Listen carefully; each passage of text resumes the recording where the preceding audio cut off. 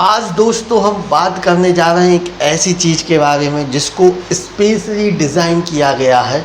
कुछ ऐसे सेक्शन हैं जो हर केस में, लगभग हर एक भी ऐसा केस नहीं जाता क्रिमिनल ज्यूरिडिक्शन का या क्रिमिनल ट्रायल का कि उसमें ये में से कोई एक ना एक सेक्शन यूज़ ना होता हो, हर केस में। और जनरली स्टूडेंट्स इनको इग्नोर कर देते हैं या जानते भी हैं तो उनको ये पता नहीं होता कि इनका उपयोग कहाँ होता है। ये मैं कह सकता हूँ, कुछ लोग जानते होंगे बट सभी मतलब मैक्सिमम स्टूडेंट इनको इग्नोर कर देते हैं या इनका यूज़ उनको पता नहीं होता।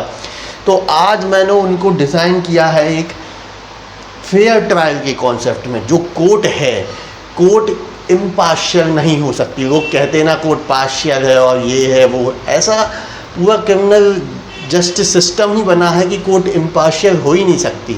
अगर होती है तो फिर मैं उस पर टिप्पणी नहीं करना चाहता, बट वो एक प्रोसीजर, एक सिस्टमेटिक तरीका बना है जिसको मैंने डिज़ाइन किया है। इसमें नंबर ऑफ सेक्शंस हैं आपके, कुछ मैक्सिमम सेक्शंस इसके BNS भारतीय नागरिक सुरक्षा संहिता के हैं और अलग अलग जगह से हैं। आपका दिमाग घूम जाएगा कि इस सेक्शन का यहाँ उपयोग हो रहा है, आप भी देखते रह जाएंगे। तो अगर आप बने रहेंगे इस पूरी वीडियो में तो आपके इतने सारे सेक्शंस और कुछ आर्टिकल्स और कुछ भारतीय न्याय संहिता के कुछ सेक्शंस कवर हो जाएंगे। और कवर तो ठीक है, ये आपको पता चल जाएगा कि इनका उपयोग कैसे होता है और कहाँ होता है। ठीक है, तो स्टार्ट करते हैं। इसको डिज़ाइन किया है मैंने प्रोविज़न ऑफ फेयर ट्रायल के नाम से। ठीक है, ये चैप्टर बेसिकली नहीं है, आप चाहें तो इस नाम से एक टॉपिक बना सकते हैं जिनको आप ऐसे फ्रेम करें। तो प्रोविज़न ऑफ फेयर ट्रायल का कॉन्सेप्ट ये है कि जो ट्रायल होती है वो फेयर कैसी होती है, वो इसका कॉन्सेप्ट है, मैं बताने जा रहा हूँ। तो आपने पढ़ा होगा आर्टिकल 50, ये सेपरेशन ऑफ पावर की बात करता है। बेसिकली एग्जीक्यूटिव का अगर अलग ऑर्गन है उसके अलग फंक्शन है, जुडिशियल एक अलग ऑर्गन है उसका अलग फंक्शन है। ठीक है, कोई किसी के उसमें एनरोच नहीं करता है ना। बट सेक्शन ये हो गया, सेक्शन 50 यही कहता है separation of power. But section 524 524 of भारतीय नागरिक सुरक्षा संहिता यही कहती है कि स्टेट गवर्नमेंट के पास पावर है कि लेजिस्लेटिव की सहमति से जुडिशियल फंक्शन मतलब एग्जीक्यूटिव फंक्शन को जुडिशियल मतलब JMFC या जजिस को दे सकती है। और जो इसमें दिया भी है वो सेक्शन आप देख सकते हैं, सेक्शन 127, 128, 129। बेसिकली वो वाले सेक्शन है जो उसमें वो चैप्टर है सिक्योरिटी फॉर कीपिंग पीस और गुड बिहेवियर। ठीक है, और दोस्तों मैं एक बात और बता दूं कि ये मैं इतने सारे सेक्शन इसमें कर रहा हूँ, सभी के मैं क्रक्स आपको बताने जा रहा हूँ कि वो बेसिकली शॉर्ट फॉर्म में कि ये सेक्शन क्या कहता है, आसान भाषा में उसका क्रक्स बताऊँगा। आपका काम ये रहेगा कि आप बाद में या बुक रख लें, प्रोविज़न देखते जाएं और समझते जाएं। ठीक है, मगर मैं समझाने की पूरी कोशिश करूँगा कि वो सेक्शन एग्जैक्टली उसका शॉर्ट में कहता क्या है। तो आइए, मैंने बताया आपको 524 क्या कह रहा है कि स्टेट गवर्नमेंट लेजिस्लेटिव की सहमति से जुडिशियरी फंक्शन को कुछ सेक्शंस या कुछ एग्जीक्यूटिव फंक्शन परफॉर्म करने की राइट देती है, अधिकार देती है। ठीक है, ये बताता है। फिर आते हैं हम सेक्शन 525 पे। आप सोच रहे होंगे सेक्शन 525 क्या कहता है? तो वो यही कहता है कि जज कैन नॉट बी अ जज इन हिज ओन केस। इसकी एक रिटन मैगज़िम है, इसको आपको देखना है, आपको सर्च करना है। ठीक है, तो वो यही कहता है कि वो अपने ही केस में जिसमें वो इंटरेस्टेड है, ठीक है ना, तो वो उसमें खुद ही जज नहीं रहेंगे। बेसिकली आपने 215 देखा होगा, वहाँ वो कंप्लेन करते हैं जज और उसका केस 379 भारतीय नागरिक सुरक्षा संहिता में चलता है। तो उस टाइप के मामलों में वो खुद ही उसका जज नहीं करेंगे, है ना, जिसमें वो पार्टी है या जिसमें उसमें खुद इंटरेस्टेड है। तो बेसिकली ये 525 वही कहता है। फिर हम बात करेंगे सेक्शन 526 की। आपको बोरिंग भले ही लग रहा हो, बट आप समझिए कि मैं इतने इम्पोर्टेंट सेक्शन ढूंढ के लाया हूँ और इनको एक क्रोनोलॉजिकल ऑर्डर में आपके सामने रख रहा हूँ। तो आप थोड़ा सा पेशेंस रखिए और यहाँ पे तो यू विल फाइंड, आपको लगेगा कि यार वाह यार क्या आपके नॉलेज में गेन हुआ है।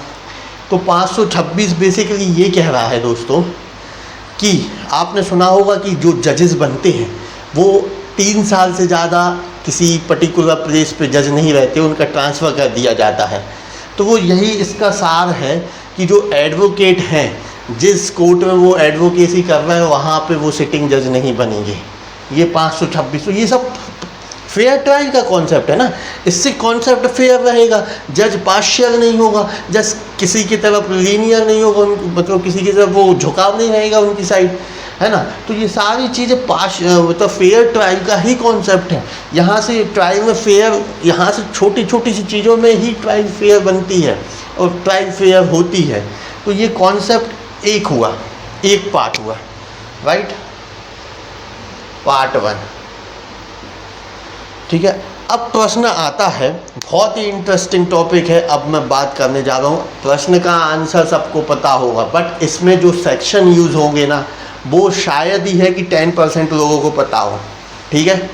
तो समझिए, कोर्ट क्यों ट्रायल करती है उन मामलों की जिसमें सज़ा ज़्यादा तो होती है बट कोर्ट कंपिटेंट नहीं होती उतनी सज़ा देने के लिए। मतलब इसको अगर हम ऐसी भाषा में बोले, शुद्ध भाषा में, देहाती भाषा में बोले, वैसे तो मुझे ऐसा कहना नहीं चाहिए कि छोटी कोर्टों को जो कि कंपिटेंट नहीं होती बड़ी पेनाल्टी देने के लिए, फिर भी उनको पावर दी गई है कि आप उसका ट्रायल कर सकते हैं। तो ऐसा क्यों है?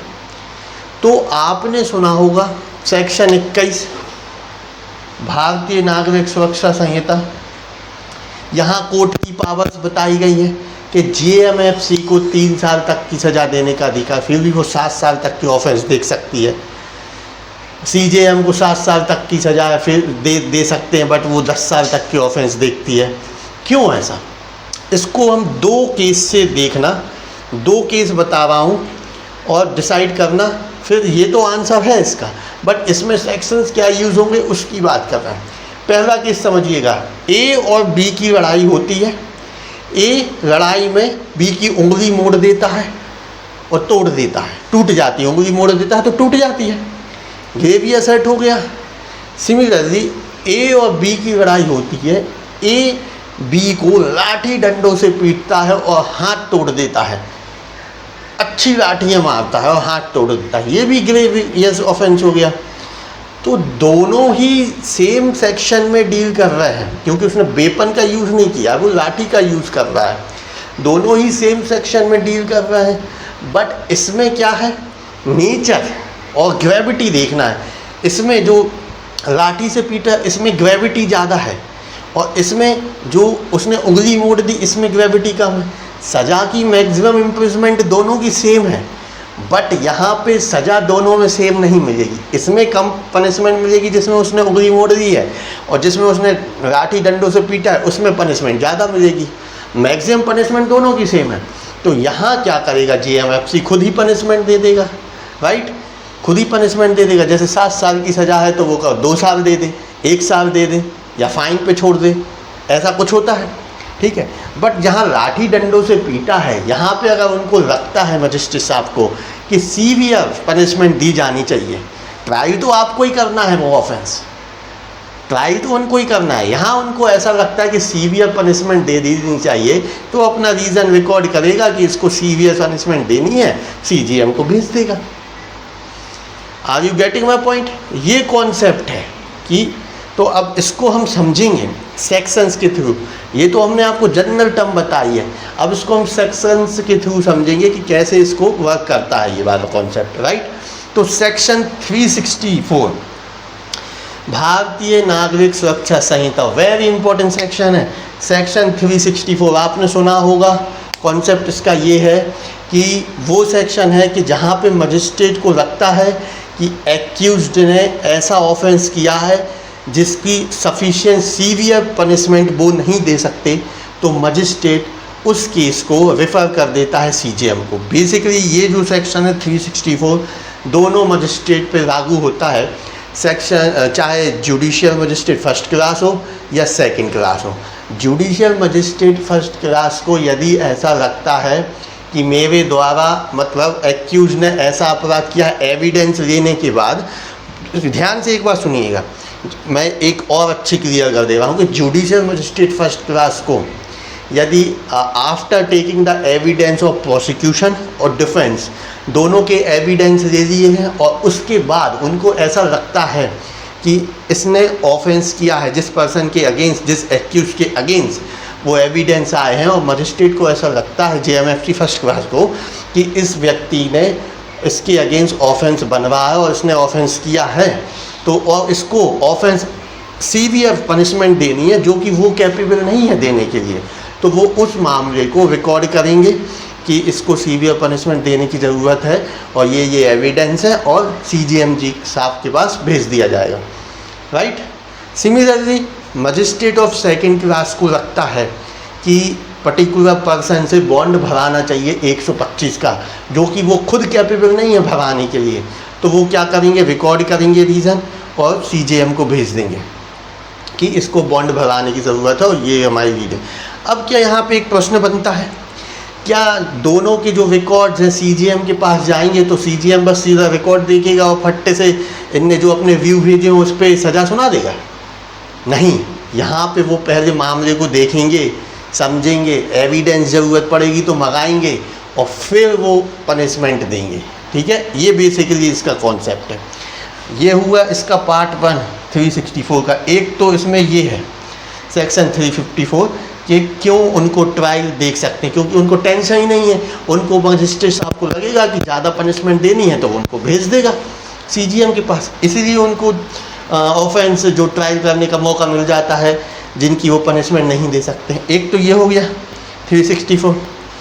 अब आता है सेक्शन 363। यहाँ पे ये बोला गया है कि यदि कोई एक्यूज प्रीवियसली कन्विक्टेड है जो कि ऑफेंस है relating to coin, stamp, government note, promissory note, ठीक है, अगर इससे रिलेटेड है, उस पर्सन ने ऐसा कोई अपराध किया है तो, है ना, तो यहाँ पे क्या करना है, देखो 363 में ये किसके पास जा रहा है, मजिस्ट्रेट के पास जा रहा है ना पेश, क्योंकि it is tribal by the magistrate. याद रखिएगा सेक्शन 363 मजिस्ट्रेट के द्वारा ट्राइबल है, उनको ही ट्रायल करना है, तो मजिस्ट्रेट के पास गया, जैसे ही कॉपी उनके पास आई, उनने देखा कि इसमें बहुत इंपॉर्टेंट टॉपिक बताने जा रहा हूँ, जैसे ही उनके पास कॉपी आई उनने देखा कि इसमें प्रीवियस पनिशमेंट है, प्रीवियसली ये एक्यूज हुआ है, प्रीवियसली ये कन्विक्ट हुआ है, राइट, और वो पनिशमेंट 3 साल या उससे ज़्यादा की है, तो मजिस्ट्रेट को यहाँ ज़्यादा दिमाग नहीं चलाना, उनको रेफ़र कर देना है, क्योंकि वो ऑफेंस रिलेटिंग टू कॉइन है। तो एक मिनट, इसमें क्या करना है, जैसे ही उनको दिखता है कि ये प्रीवियसली कन्विक्शन है, तो मैं वो कॉन्सेप्ट बताने जा रहा हूँ, तो इसमें इन्हेंस पनिशमेंट का कॉन्सेप्ट आएगा कि जब उसको पनिशमेंट दी जाएगी तो पनिशमेंट ज़्यादा मिलेगी, इन्हेंस्ड होके मिलेगी। ये कॉन्सेप्ट कहाँ से आया, तो ये आया है भारतीय न्याय संहिता की धारा 13 में, धारा 13 भारतीय न्याय संहिता, जो कि इन्हेंस पनिशमेंट का कॉन्सेप्ट बताती है कि यदि कोई व्यक्ति ने प्रीवियसली कन्विक्टेड हुआ है और वो ऑफेंस में उसको 3 साल या उससे ज़्यादा की सज़ा मिली है और सब्सिक्वेंटली वो उसी ऑफेंस से रिलेटेड कमिट किया गया है, तो उसको अब इन्हेंस पनिशमेंट मिलेगी, बढ़ के सज़ा मिलेगी, और इसमें ना इम्प्रिजमेंट फॉर लाइफ तक के लिए जाएगी। तो इसलिए इसको कोर्ट ऑफ सेशन को कमिट कर दिया जाता है और वो उनको देखती है। Are you getting my point? ये 363 का मामला है ना, जो trial by the court of ये मजिस्ट्रेट ही उसको ट्रायल करती है, बट इन्हेंस केस का मामला होता है, इसलिए इम्प्रिजमेंट लाइफ तक जाती है, तो वो उनको कमिट कर देती है, तो इसलिए कोर्ट ऑफ सेशन उसमें सज़ा देती है। Are you getting my point? सज़ा कौन देती है? Court of session. ये इसका कॉन्सेप्ट है। इसलिए मजिस्ट्रेट को, जो स्मॉल मजिस्ट्रेट, जो छोटे मजिस्ट्रेट होते हैं, उनको बड़ी सज़ा वाले मामले भी ट्रायल करने का अवसर मिलता है और किया ही जाता है, बेसिकली ये इसलिए बनाया गया कि बड़ी अदालतों के पास ज़्यादा बर्डन ना हो और जो मामले की ग्रेविटी को देखकर इनके जो निपटारे है वो मजिस्ट्रेट ही कर दें अपने लेवल पे तो भी चल जाएगा। और लगता है कि उनको सज़ा ज़्यादा देनी है तो उनने 364 का प्रोविज़न बना दिया कि इसमें आप सीवियर पनिशमेंट के लिए रेफ़र कर सकते हो, है ना। ऐसे इसमें बता दिया कि इसमें भी आप रेफ़र कर सकते हो 363 में। तो ये है इसका आंसर कि कोर्ट जो छोटे मजिस्ट्रेट होते हैं वो क्यों उनको बड़े मामले ट्रायल करने के लिए जिसके लिए वो सक्षम नहीं है कि इनकी पनिशमेंट वो दे सकें मैक्सिमम पनिशमेंट, तो भी उनको पावर दी गई है कि वो ट्रायल करें। ठीक है, तो इतना कॉन्सेप्ट क्लियर हुआ, इसका आंसर मिल गया। ये था इसका पार्ट 2। ये सारे ही कॉन्सेप्ट फेयर ट्रायल के प्रोविज़न में आते हैं और जजेस इम्पार्शियल ना हो इसलिए आते हैं, राइट। अब बात करते हैं, इसी लाइन में आ रहा है 362। 362 ये इसका आंसर नहीं है, अब ये प्रोविज़न ऑफ फेयर ट्रायल का थर्ड पार्ट है। 362 बेसिकली ये कहता है कि after the commencement of inquiry और ट्रायल मजिस्ट्रेट फाइंड दैट कि भाई वो केस शुड बी कमिटेड, उनको लगता है कि केस कमिट कर देना चाहिए। क्यों, इसकी प्रोसीजर समझ लीजिए। क्यों उनको लगता है, बेसिकली क्या है, जब कॉग्निजेंस लिया जा रहा था तो कॉग्निजेंस के बाद मजिस्ट्रेट को ऐसा लगता था कि केस ये हायर कोर्ट चाहे सेशन कोर्ट या सीजेएम को ट्रायल करना चाहिए, तब मजिस्ट्रेट को 232 सेक्शन में उसको कमिट कर देना था। बट वहाँ पे उनने ध्यान नहीं दिया, उनसे एरर हो गई और उनने ट्रायल स्टार्ट कर दिया। अब after trial before signing the judgement उनको ऐसा लगता है, जजमेंट साइन करने से पहले तक अगर मजिस्ट्रेट साहब को ऐसा लगता है कि इस केस को कमिट कर देना चाहिए, इनको हायर कोर्ट को ट्रायल करना चाहिए, तो वो कर सकते हैं। उसके लिए सेक्शन 362 बनाया गया है। बेसिकली ये सब्सिक्वेंट ट्रायल का है, पहले उनको कर देना था 232 सेक्शन में भारतीय नागरिक सुरक्षा संहिता की, उसमें नहीं कर पाए, उसमें उनसे भूल हो गई या एरर हो गया, तो वो 262 में भी उनके पास एक और चांस होता है कि आप ट्रायल को कमिट कर सकते हैं सीनियर मतलब कोर्ट ऑफ सेशन को या सीजेएम को। फिर सेक्शन 361 कहता है, वो क्या कहता है, सेक्शन 361 कहता है, अच्छा एक चीज़ मैं बता दूं इसमें 363 और 362 में डिफरेंस क्या है, एक छोटा सा डिफरेंस है।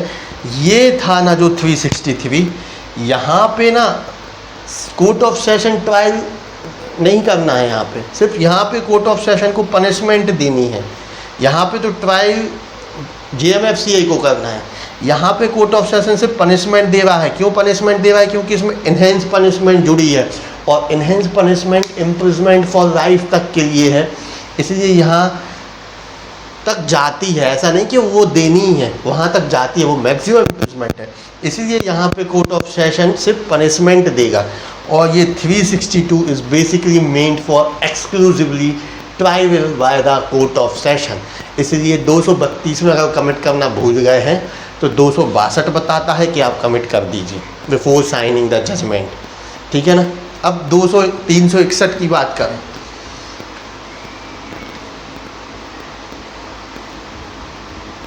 अब 361 ये कहता है, प्रोसीजर बताई गई है जिसको magistrate can not dispose of. मतलब इसमें बेसिकली क्या है कि मजिस्ट्रेट को लगता है 224 में कि उनके पास ज्यूरिडिक्शन नहीं है, तो मजिस्ट्रेट उसको कमिट कर देता है और उसमें एक रिकॉर्ड में लिखेगा कि बेसिकली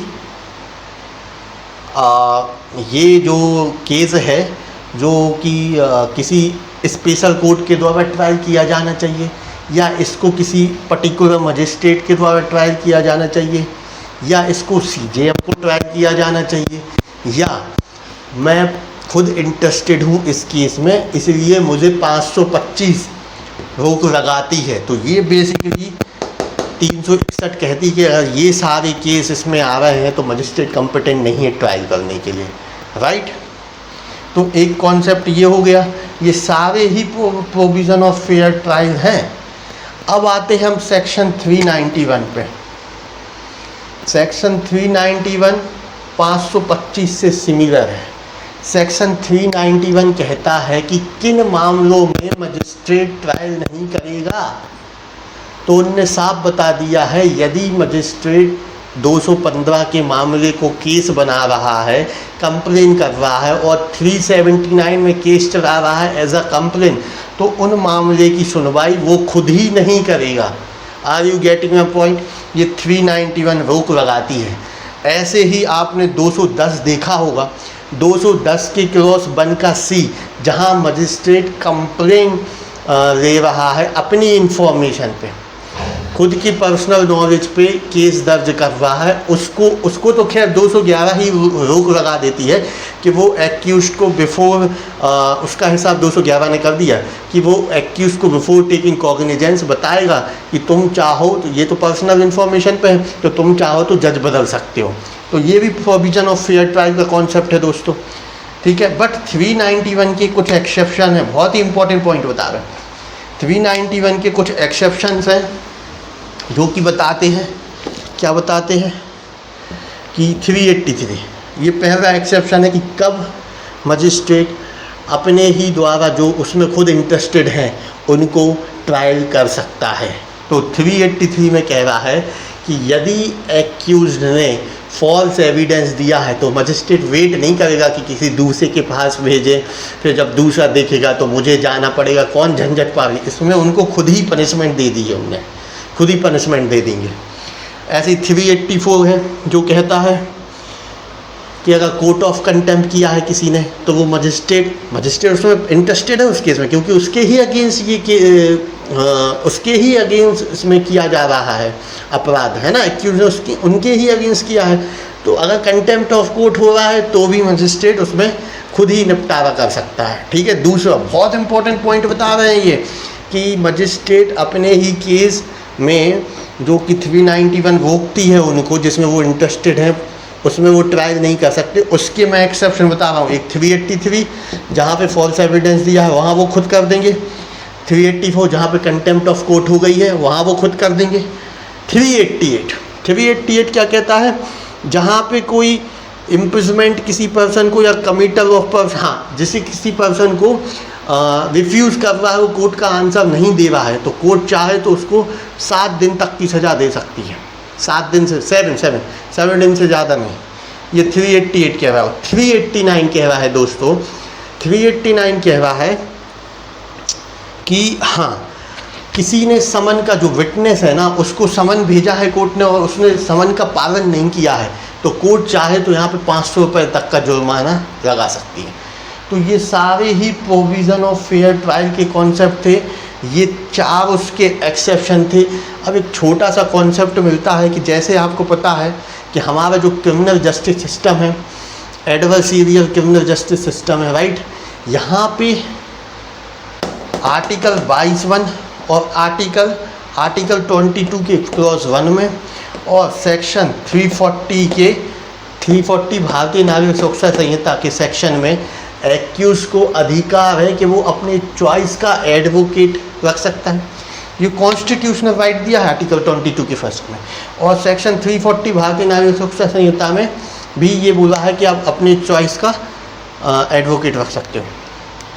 और सेक्शन 341 क्या कहता है, सेक्शन 341 कहता है कि एक्यूज के पास राइट है कि मतलब अगर एक्यूज के पास सफिशिएंट मींस नहीं है कि वो एडवोकेट का खर्च वहन कर सके, तो ये कोर्ट की जिम्मेदारी है कि उसको स्टेट के एक्सपेंसेस पे एडवोकेट मुहैया कराए, राइट। और यही बात हुसैनरा खातून वर्सेस स्टेट ऑफ बिहार का केस है, उसमें बताया गया था कि ये एक्यूज का कॉन्स्टिट्यूशनल राइट है कि उसको फ्री लीगल एड मिले।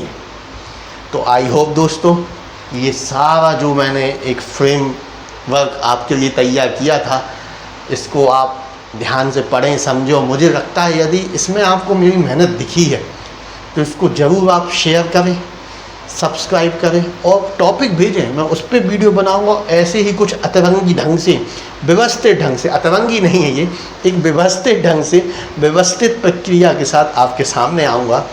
जब तक के लिए मिलते हैं नेक्स्ट वीडियो में।